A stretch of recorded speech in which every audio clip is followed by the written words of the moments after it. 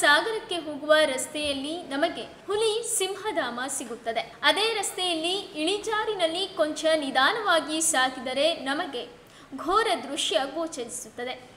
ಇಡೀ ಶಿವಮೊಗ್ಗ ಮತ್ತು ಸಾಗರ ರಸ್ತೆಯ ಅಳಿದುಳಿದ ಮನೆಗಳ, ಕಟ್ಟಡಗಳ, ಹಾಳಾದ ಸಾಮಗ್ರಿಗಳ ರಾಶಿ ರಸ್ತೆಯ ಇಕ್ಕೆಲ ಕಣ್ಣಿಗೆ ರಾಚುತ್ತದೆ.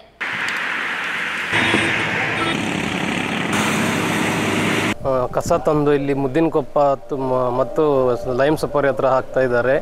ನೋಡಿ, ಅದು ಸರಿಯಾದ ಕ್ರಮ ತಗೊಳ್ಳಿ. ಸ್ವಲ್ಪ ಮುಖ್ಯಮಂತ್ರಿ, ಅಧಿಕಾರಿಗಳು ಯಾರ್ಯಾರಿದ್ದಾರೆ ಅವರೆಲ್ಲ ಬಂದು ಅದನ್ನ ನೋಡಿ ಒಂಚೂರು ಮುದ್ದಿನಕೊಪ್ಪ ರೋಡ್ ಸಾಗರ ಬಂದು ನೋಡಿ ಒಂಚೂರು ಏನಾರು ಇದ್ರೆ ಸ್ವಲ್ಪ ಆದಷ್ಟು ಕ್ರಮ ತಗೋಬೇಕಂತೇಳಿ ನನ್ನಿಂದ.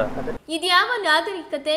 ಈ ಕಸಗಳ ವಿಲೇವಾರಿ ಮಾಡುವಲ್ಲಿ ಯಾರು ಸೋತಿದ್ದಾರೆ? ಅಸಮರ್ಥರಾರು? ಇದಕ್ಕೆ ಉತ್ತರವಿಲ್ಲ. ಹತ್ತಿರದ ಗ್ರಾಮಗಳೇ ಅಥವಾ ಇಡೀ ಶಿವಮೊಗ್ಗದ ಕೆಲವು ರಣಕಸದ ವಾಹನಗಳೇ? ಯಾರು ಉತ್ತರ ಹೇಳ್ತಾರೆ? ಸದ್ಯ ಈ ರಣಕಸ ಸ್ವಲ್ಪ ದಿನ ಕಳೆದರೆ ಒಂದು ಪುಟ್ಟ ದಿಣ್ಣೆಯೇ ಆಗಿ ಕಂಡಿತು. ಸರ್ಕಾರವೆಂಬ ದೇವರೇ ಕಾಪಾಡು ನಮ್ಮ ಪರಿಸರವನ್ನ ಎಂಬುದೇ K-Live ನ್ಯೂಸ್ನ ಕಳಕಳಿಯ ಪ್ರಾರ್ಥನೆ.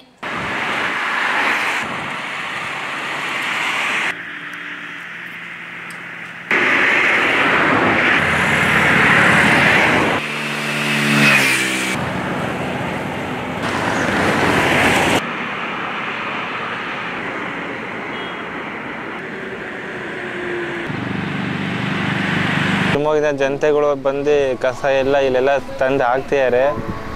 ಅದರಿಂದ ಸೊಳ್ಳೆಗಳು, ಡೆಂಗುಗಳು ಜಾಸ್ತಿ ಬರ್ತಿದ್ದಾವೆ. ಇದನ್ನ ನೋಡಿ ಅಧಿಕಾರಿಗಳು ಕ್ರಮ ತಗೋಬೇಕು. ಈಗ ಬೇರೆ ಕಸ ಆದರೆ ಭೂಮಿಯಲ್ಲಿ ಇದು ಏನದು ನವೀಕರಿಸುತ್ತೆ. ಈ ಪ್ಲಾಸ್ಟಿಕ್ ಎಲ್ಲ ನವೀಕರಿಸಲ್ಲ. ಇದರಿಂದ ಸುನಾಮಿ ಅವೆಲ್ಲ ಆಗತ್ತೆ. ಅಧಿಕಾರಿಗಳು ಕ್ರಮ ತಗೋಬೇಕು ಅಂತ ಹೇಳಕ್ಕೆ ಇಷ್ಟಪಡ್ತೀನಿ. ಈ ಸುಮಾರು ದಿನದಿಂದ ಆಗ್ತಿದೆ ಸರ್, ಬಟ್ ಇದು ಗಮನಕ್ಕೆ ಬರ್ತಿಲ್ಲ ಯಾರ ಕಡೆಯಿಂದನೋ. ಈಗ ನೋಡ್ತಾ ಹೋದರೆ ಗೊತ್ತಾಗ್ತಿದೆ ಇಲ್ಲೆಲ್ಲ ಕಸ ಇದೆಯಲ್ಲ. ನೋಡಿ ಅಧಿಕಾರಿಗಳೆಲ್ಲ ಕ್ರಮ ತಗೋಬೇಕು.